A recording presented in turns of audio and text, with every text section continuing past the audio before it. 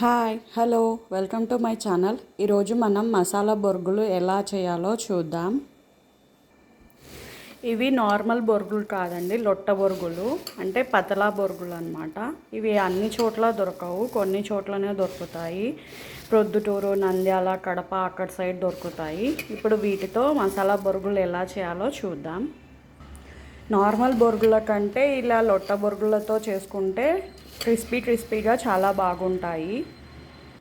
ఇలా ఒక గిన్నె తీసుకొని 2 గరిటెలు ఆయిల్ వేయాలి.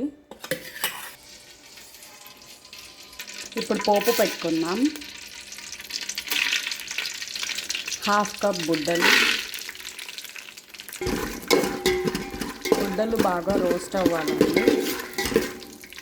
బుడ్డలు రోస్ట్ అయ్యాయి. ఇప్పుడు ఒక చిన్న గ్లాస్ పప్పులు కూడా వేసి లైట్గా రోస్ట్ చేసుకుందాం.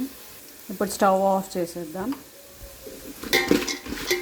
ఇప్పుడు ఇందులో 1/2 స్పూన్ పసుపు, 2 స్పూన్స్ కారం, 1/2 స్పూన్ ఉప్పు.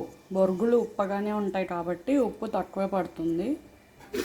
ఇవన్నీ వేసి ఒకసారి బాగా కలిపి ఇప్పుడు ఈ బొరుగులు యాడ్ చేసుకుందాం.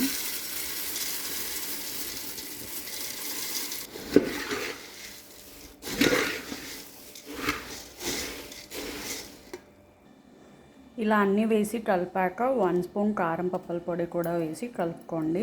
ఈ పొడి ఎలా చేయాలో నేను ఆల్రెడీ ఇంతకుముందు వీడియోలో చూపించాను, మీరు అందులో చూడొచ్చు. అంతే, కారంగా టేస్టీగా మసాలా బొరుగులు రెడీ.